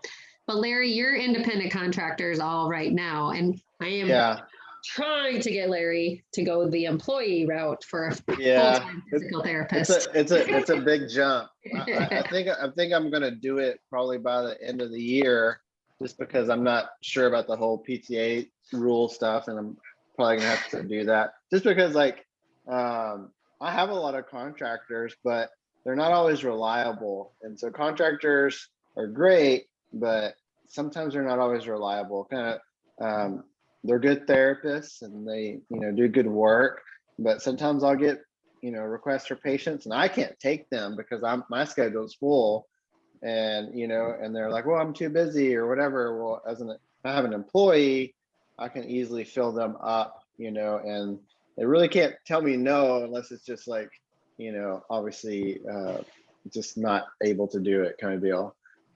So I am evaluating an employee. I'm an employee of the company. I pay myself as a W-2 employee, and then every quarter I kind of do bonuses, but usually those bonuses end up just going into my company. I ended up just spending things on whether it's a course or like I have a brick and mortar now too, kind of like what I'm kind of following what's his name, Mike's kind of coattails, but I have a small brick and mortar, probably not even 1,000 square feet in Richardson, which is kind of East Dallas. And I plan on marketing that this next month. And so we're having like a soft launch. There's a massage therapist there that we co-rent it together. And so just things like that I'm using money.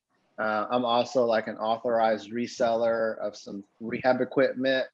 There's this massage gun out there called, I don't know if I told you this, Kara, but it's really good profits. But I was using it on all my patients. And then I found out just through the grapevine that they do reselling, and the profit margin on this thing is like 40-50%.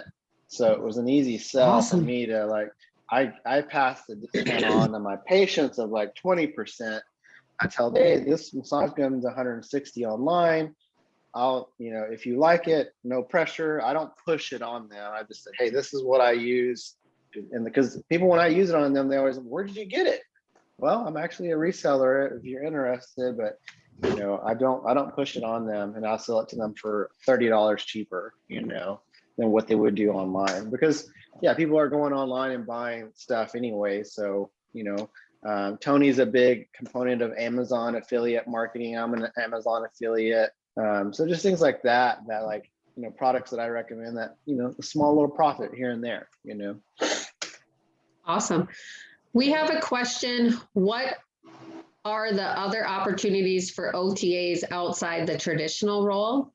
I think did a webinar on this that I can put in the link below, but Joanna, Andy, Sherry, do you guys have anything to add? I mean, I'll just say right there are so many things you can do with your degree. You just got to be open to, looking and seeing what's all out there. So really sit down and write down your skill set, because if you really sit down and brainstorm what your skill set is, I think you can do a lot of things that you've never even thought about. Mm-hmm. And what do you want to do? Yeah. I know home modification, that's a big industry right now. And I know you're really limited as an OTA, what you can bill for Medicare wise. That's right, Kara, right? Yeah. And so, but home mods, home safety stuff, there's tons of stuff for OTAs, and it's a great area to get into. And Sue Doyle is like the expert in home mods. You're not going to find anybody better than her. She's actually taught AOTA some stuff. And I mean, she's kind of started some of the things with them, and she does a program. It's a home accessibility safety therapist certification program, but there's a whole module designed specifically for OTAs on, how you can run your own business, what you can utilize, how to do it, and so forth. So it's a great area, and that population is only growing, and there's a huge need for it. So yeah, that's a great one.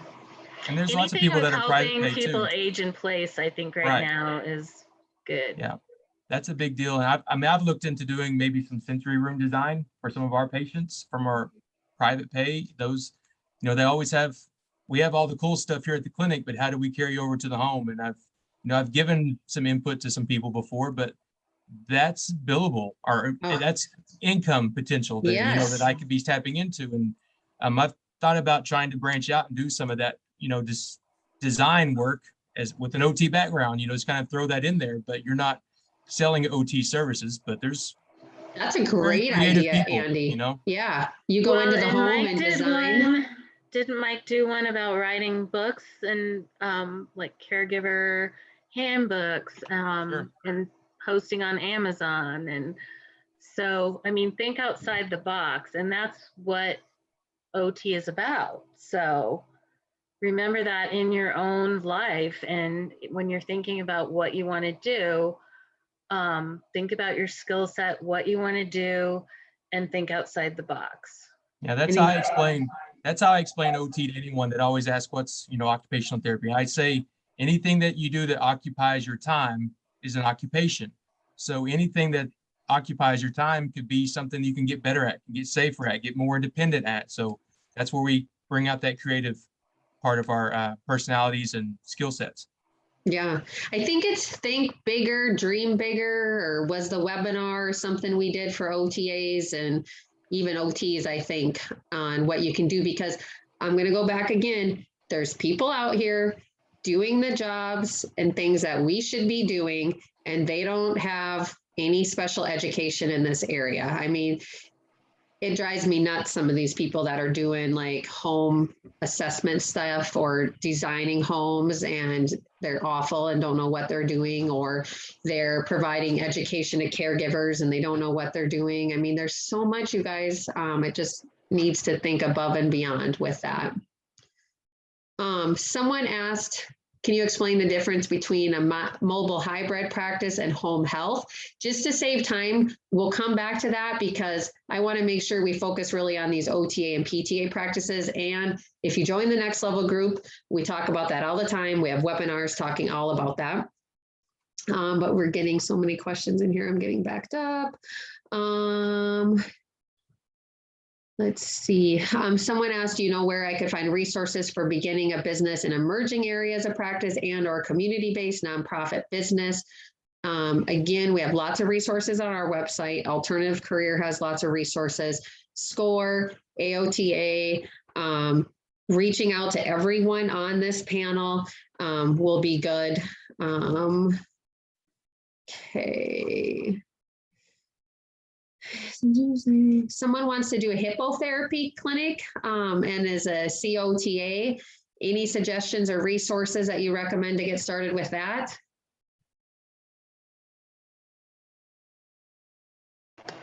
I think the same as starting any business. And obviously, if she's going to be billing Medicare, she's going to need that supervision and the OTR to do the eval or the PT. But I don't know why it would be different than any other business. Yeah, I would look at all of our resources, and we have some occupational therapy professionals in the Next Level group that do hippotherapy. Quite a few, you know, if you just make a post, you'll get people to respond to you. Okay, I got to go over this Q&A session. Do you need any advice on how to do a co-business with a personal trainer as a wellness coach without crossing the line and doing therapy? I mean, I felt like we kind of answered that earlier. Yeah, I think so too. Okay, I'll type, we answered it. If you don't feel we answered it, let us know. I'm a PTA and a former home health aide. Can PTAs get into home modification? Yes, I mean, PTAs get into home modification. Larry, Tina, do you guys have anything to add to that as PTAs? I mean, depends on how you go about it. You know, if you're trying to do Medicare, you're going to definitely still need some oversight. I mean, I know people that do it just private pay.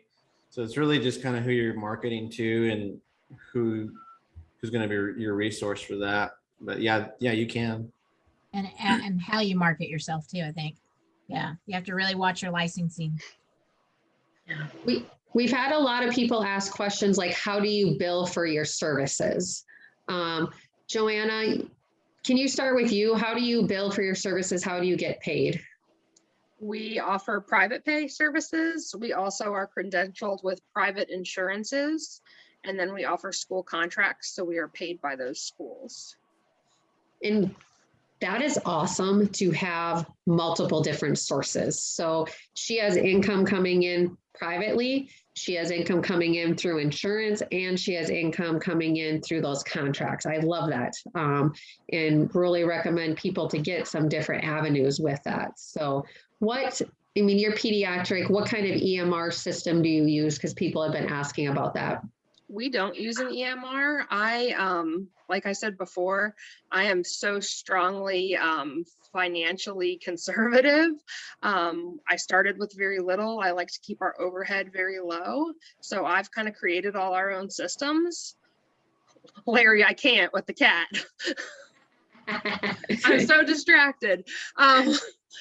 Yeah, so we don't pay overhead for the EMRs. I have created everything. The only thing we pay for is like we do QuickBooks and we use Gusto for payroll. Yep, We don't use any EMR system. Awesome. How about you guys, Andy and Tina? Well, we need to talk to Joanna, obviously. We use. My next goal is to write a program.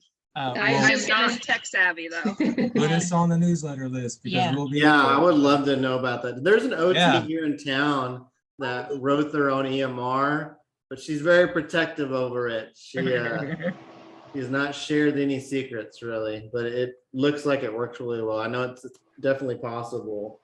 Because sometimes my biggest cost is my EMR because I have so many contractors, you know. I think 1 month it was like close to 400 just because I have so many contractors, you know. Yeah. So I think Andy, you know, I was like, no, I can do this. No, I can take care of all this this billing, and I can do all this, and I can take care of the paperwork.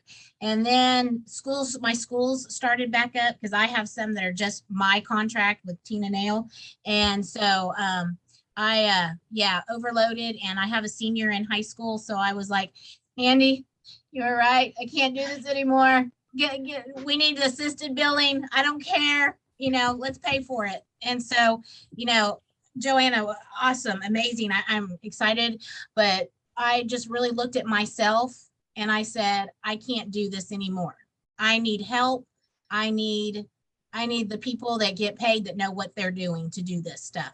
So I think as a business owner, you have to be realistic with yourself and know your limitations. Yeah, we use Fusion Web Clinic, and it's a great pediatric platform for us. It's very customizable, and it meets all the needs that we have, and it does more than we probably need it to. But we've been very happy with it. It's expensive, but you just kind of choose your battles when it comes to that kind of stuff. My peace of mind has been worth that check every month. Yeah. I'm a much nicer person. I just like to point out how cool it is, just the differences of everyone. Because like Joanna does all that herself, but she wouldn't do a clinic. Andy and Tina, they have a clinic, but they like to use the software. So there's not one size fits all, especially because our professions are so different. Like even pediatrics to adults, and what you need and don't need is different. So there isn't one size fits all. You might be, I mean, like Joanna said, to make and create her own stuff. I mean, that's awesome. Joanna, call me. Andy, we'll talk. Yeah, I think that, from an OT perspective, I'm kind of OTing myself. What is my occupational profile? What do I excel at? What do I enjoy? I like the accounting piece. I like the administrative piece. I like creating systems that are exactly what I want them to be. And so that's where I am, and Andy and Tina found where they were and did their thing. And like, we can all be successful. And that's the other thing that we haven't touched on that we definitely need to just say quickly. Like, there are never too many OTAs, PTAs, OT clinics, PT clinics. People need us. And especially in the world of OT, in order for us to have people understand what OT is and what OT does, the more the merrier. Like, this market is so far from saturated. Like, we need more clinics. And we need to support each other. Amen. And we need to help each other. Oh, yes. And we I just had a did couple a coffee talk, or actually we brought lunch into a clinic, and it was an older physician. And she did ask what OT exactly does. No one still knows what we do, people. Exactly. She knows now. Okay, a couple more. Wondering about physical fitness for seniors without having to use a PT. We kind of talked about this a way too. And then we have a question: do you need an EMR to file a claim to Medicare? No, you don't, but I will tell you, I wouldn't. I love having my system to file it. I would not deal with paper and dealing with all of that, but I do know therapists that do it themselves and do papers, so you sure can do it that way. Just look up the CMS 1500 and then you'll change your mind. Exactly. Do you have to have Medicare credentialing if you want your business to be cash-based? If cash-based, do you still have to deal with insurance reimbursement? Melody, I need to know what type of business, because anyone who knows me knows that if you're working with older adults and you're providing skilled and medically necessary therapy, then yes, you need to be Medicare credentialed. If you're not doing skilled and medically necessary services, and you're not working with older adults, then you can be cash-based. Andy and Joanna, with like your pediatrics, did you guys ever think about just going all cash-based, or did you at one time, or? Oh gosh, I wish we lived in an area that could support cash-based. Yeah. I mean, we are 98% poverty. Yeah, it's pretty low income, and I would say it's at least 98% of our kids are Medicaid. Know your demographics of your area. Take the time to research that. That's very important. Yeah, we started out cash-based as I worked on getting credentialed with insurances. The Medicaid reimbursement rate in Pennsylvania is not something that is sustainable. So we don't accept Medicaid. The reimbursement is pitiful and it's sad but true. So we started out as cash-based as we got credentialed with insurances. And I will say that when I wanted to start my business, I saw on Facebook and everything, you know, all of this talk about cash-based businesses. And that's what I was determined to start is sweet. If I don't have to deal with insurance, I'm going to be cash-based. I mean, who wants to deal with insurance? So that's what I was going to start until you realize, one, well, for the population, I can't.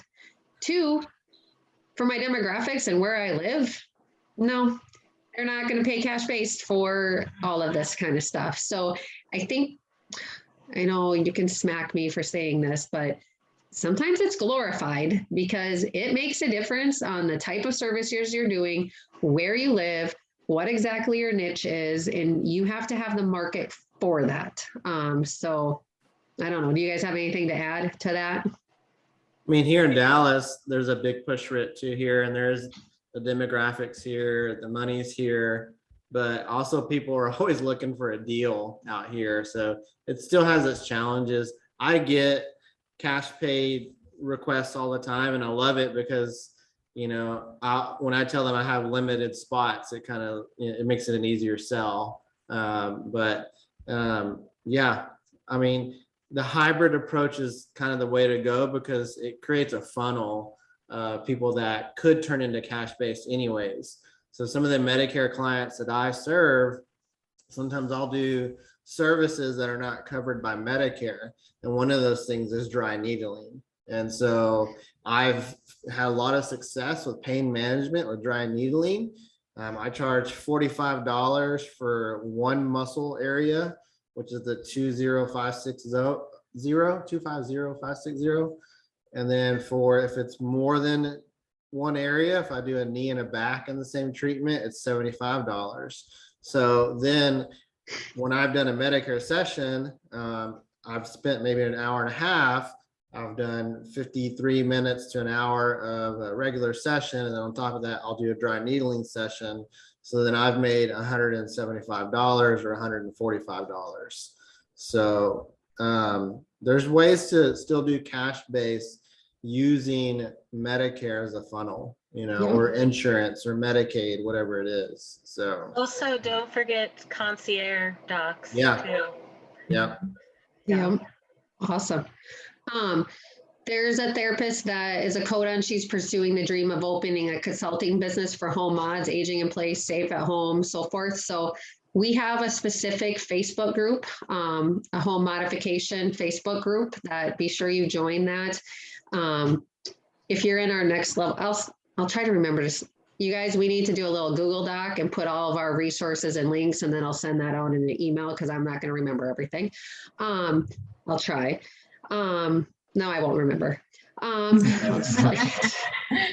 been telling my family, I'm pretty sure I have cognitive deficits. So just please, you know this now. So when it gets worse, but my husband assures me it's mostly my stress, but whatever. But we have lots of resources for you for OTAs. We have webinars, lots of great things for that. Let's see. Do you pay your OTR anything more than for the eval? Some people were asking, like, how much do you pay your OT or PT, or do you pay per unit, or do you pay per val, or do you pay per visit, or things like that? Anyone have anything they want to add on that? That's kind of one of the things I've really researched. I took the time and I researched and talked to other clinics, and then I came up with my own system. So I pay per eval for the OT, PT, and speech. They get a per eval. That amount is cushioned to include supervision of their assistants, because we do use speech assistants. Oklahoma is embracing speech assistants, and we feel pretty excited that we hired two. We contracted with two to add to our clinic. So we're moving out with speech assistants, but we do a flat fee for the eval, and that includes supervision. And then if they have to do like a reassessment, we have a different fee for that. So we just kind of brainstormed, we talked to other clinics, we looked at what the reimbursement rates were, and we came up with ours. And so far our PTs and OTs and speech, they like us. They keep coming back to do them. Yeah. We tell them we pay $120 per evaluation to our PT and OT and speech therapist. And that covers, you know, drive time, mileage, supervision. We feel like that is a good amount. And we asked our PT and speech therapist, like, this is what we're thinking. How do you feel? Is that fair? And we definitely wanted their input on pay as well to start. Yeah, my OTR is paid hourly. So that includes any and all time. In Pennsylvania, we have a very specific 10% minimum supervision. So it's super easy to calculate. Then if I need anything above and beyond that, it's hourly. My first OTR was just hourly. I will say that my newer OTR that just started with me, I'm paying her hourly, but I'm paying her a retainer. So that was kind of a creative way for us to make sure she felt valued. You know, I've been doing this 13 years. I don't always need that much supervision. So we do the minimum and we do the evaluations together. But sometimes I feel like I'm not utilizing her enough and I want her to know that her time is valuable to me. So we decided to do a monthly retainer, which makes her available to me for extra hours. But I don't always use them, but she still gets paid for them. So it's just my way of giving her value. Yeah, that's awesome. I love that. On our school contracts, we offer a flat fee. We offer it to our school district and to our therapist. And it makes everybody happy because they know exactly what the budget's going to be and they know what they're going to collect each month. There's a question on here about how do you have an SLPA without an SLP? I have 5 SLPs. So for my 2 SLPAs, so I got that covered. But yeah. Hannah just asked, something we talked about in the last podcast I did with Kara is our joint evaluations. We call them our dual practitioner evaluations. It's something we pride ourselves on. Myself and the OTR do the evaluations together. It's just important for me and them to have 2 sets of eyes. It gives me the opportunity to really connect with the parent and have the OTR really connect with the child's abilities. So we can just really get a full picture. And it's something that we're really excited about. That way we all know the family, know the child, know the plan. And it's just been a perfect way to go about it for us.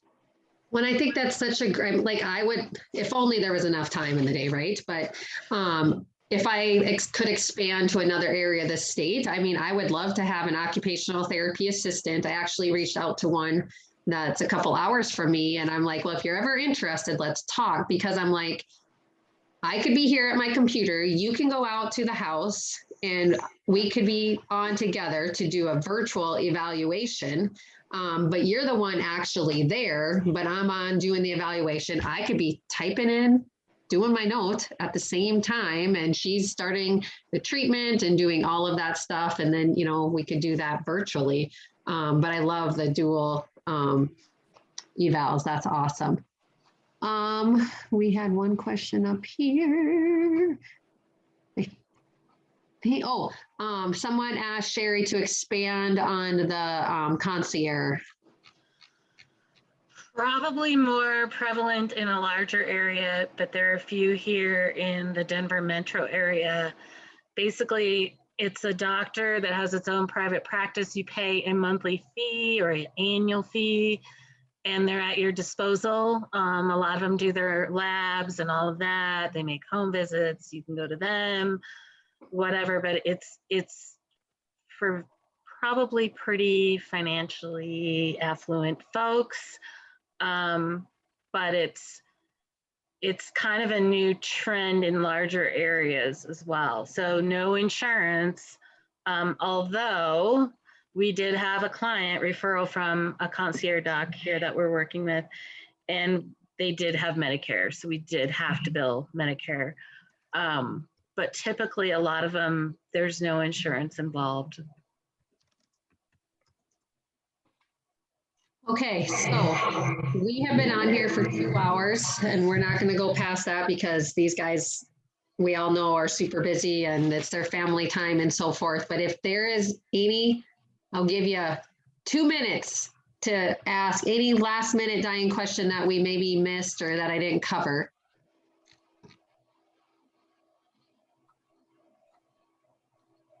Okay, do you guys, Andy and Tina, any last minute things you want to share with everyone? Gosh, just do it. I guess that's a thing. I mean, there's so many doubts. There's so many things you can talk yourself out of doing it every single day. And I've done that at least 3 times today. I don't know why I'm doing what I'm doing, but I know opening your own business it's definitely a leap of faith, but I definitely don't have the Sunday night blues anymore. Hmm. That Sunday night dread of having to go to work for someone else or go to make someone else a living, or that the killing of your soul for those productivity measures that you have to meet. That's just, it's not worth it. So I love going to my clinic. yes, It's every time I click open that lock, it's just mine. It's mine. Yeah, it's Yeah. ours. So it's a great And feeling. I never document while I'm treating if I can Mm-mm. help it. Oh, Ever. No, no. No. Mm-mm. Nope, I don't have to. No. I can do it at That's my home. And nemesis though, people, because I don't, like, I'm with my clients and then I get home and I'm like, I need to document. And then I'm like, maybe I'll do something else. And then I'm like, Yeah. Mhm. you've got to get it done. Don't be like Yeah. Kara with that. So, hey, before you, Andy and Tina, someone asked, how much experience do you need before you start seeing a client or start a business? Tina's been in how long? 27, 30 years. I really feel like a new grad opening a business, and this is just my personal opinion. Please don't take it, for what it is. You need, professionally, you need that peer interaction with other professionals, and you need to be able to grow your skills. At 20, when I came out of PTA school, there's no way I would have ran a business on my own because I didn't feel confident in my skill set yet. Everybody else thought I was confident, but I needed to grow professionally. And so, yeah, I wouldn't do that right out of school. No, I graduated in 09, so this is my 12th year as a Coda. Andy, we can't hear you. Did you mute? Do we mute? Now you're good. Okay. I graduated in 09, so this is my 12th year as a Coda. I've worked in pretty much every setting, and that gave me a really good opportunity to learn how to adapt to different people and personalities. I could sit down and find something in common with anybody. I think is a really good skill set, is just to find that one common thread and just build on that with any kind of setting that you're in. So you need that skill set. Yeah. Time to grow that. And the ethics. I mean, you develop ethics being around other professionals. Sure. And we need that professionalism. Okay, awesome. Joanna, any final words? And do you want to answer the question about the experience? And then also someone asked you, what is the story, Joanna, about being credentialed by Medicare, thought assistance could not be, but I think you Medicaid. Medicaid, the practice can be credentialed with, and you do have to have a supervising OTR for that. I am not credentialed with Medicare or Medicaid. As far as experience, I cannot agree more with Andy and Tina. People start them right out of school. I mean, more power to you. That's not somebody I'm sending my kid to. I think that, the effect we have on people's lives is enormous. And when you step back and look at the way that we're affecting people's lives and the decisions you're making as a business owner, I think experience is just necessary. I started when I was 10 years out of school. We're 3 years in now. I think that was a good place to start. I think 10 years of experience was a really solid answer. You know, could you do it at 5? Probably. Any less than that, you haven't crossed enough bridges. You haven't been through enough scenarios. You haven't seen enough. That's just my personal opinion. But to end the night, I just want to say thank you so much, Kara, for having us. Andy and Tina, I'm so stoked to be in connection with another pediatric clinic owners who are assistants. We need to stay in touch. Let's do that. And just do it, one foot in front of the other. You know, I say to people all the time, I'm an Aries and I'm a fiery spirit. I am too. Stop. So see, that's it. I'm a fiery spirit, but I say to a friend of mine all the time, like, you have to light your soul on fire every day. And my business lights my soul on fire. I have chills talking about it. My soul is on fire every day. And there is nothing in the world that compares to that. And it is just the most rewarding experience to do what I do and do what I love and do it for myself and do it the way I want to do it.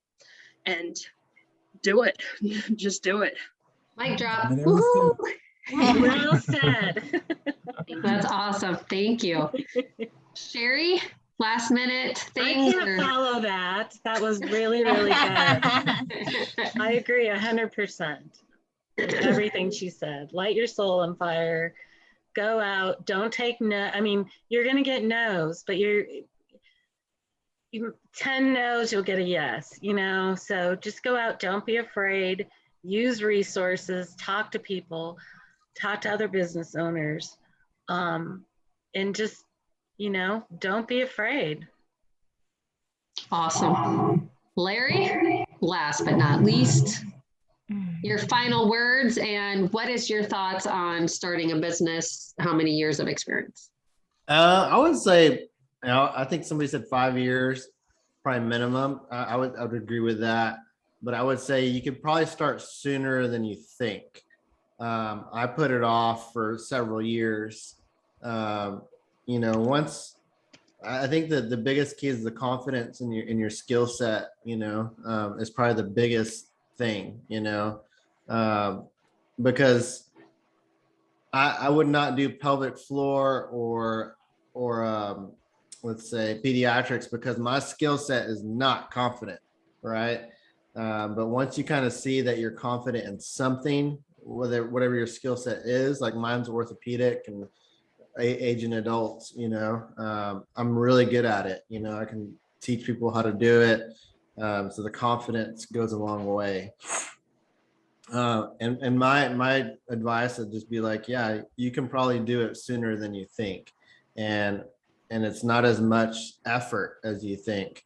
I think someone said that I think it might've been Joanna, you just start doing things, one thing after another. It's like, maybe it's you file your LLC and then maybe you start marketing. It's just little steps along the way. Don't overwhelm yourself with, I got to do everything. It's steps, you know? So, yeah. Awesome. I had to mute myself because my husband's yelling at my son. Did you guys hear that?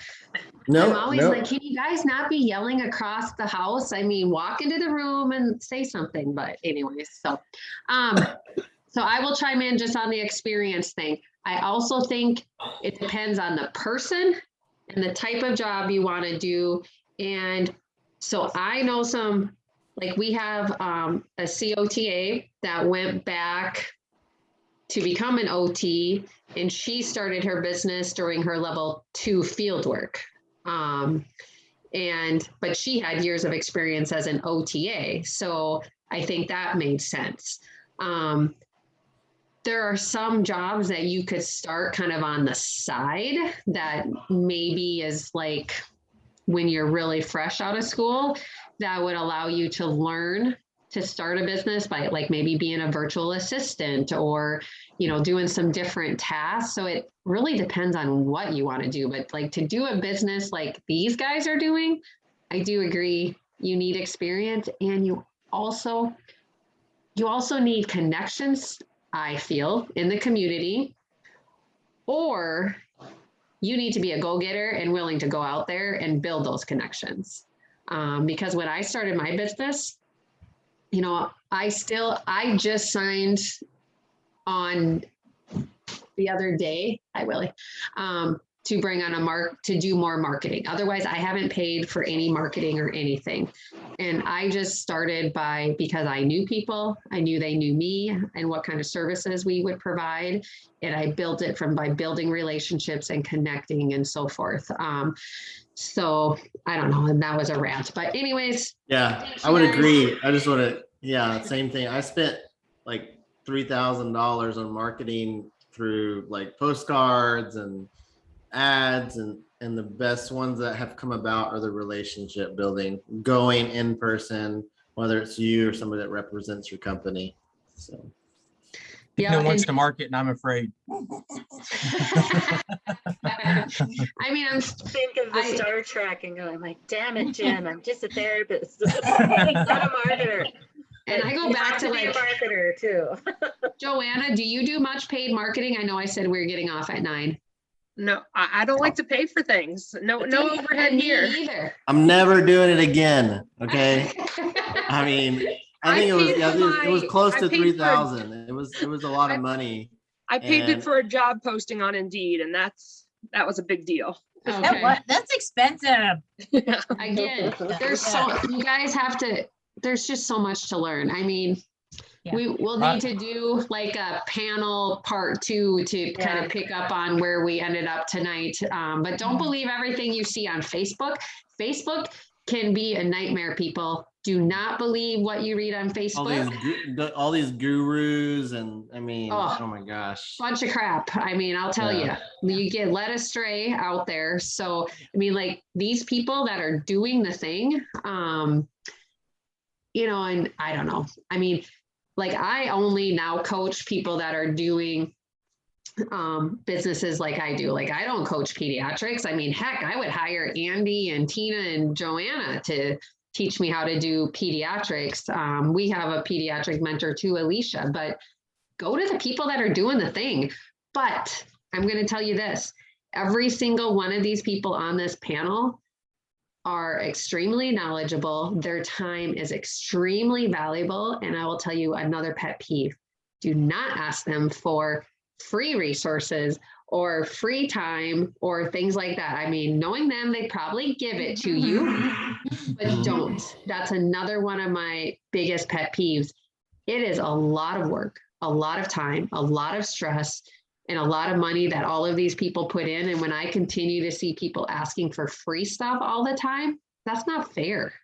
Hire these guys to be your coaches.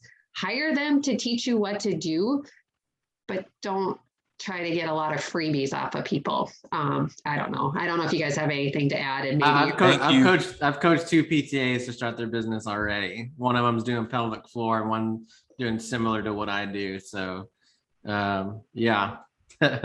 I feel the same way, Kara. Yeah. Yep. I mean, their time is extremely valuable and they're successful because they knew how valuable their time was and put in the hard work. So we better go or I'll just keep going on rants. So thank you, everyone. We'll put together resources. We'll send it out to you. Have a fabulous night. Thank you guys from the East Coast for sticking with us this late. Have a wonderful night. Bye-bye.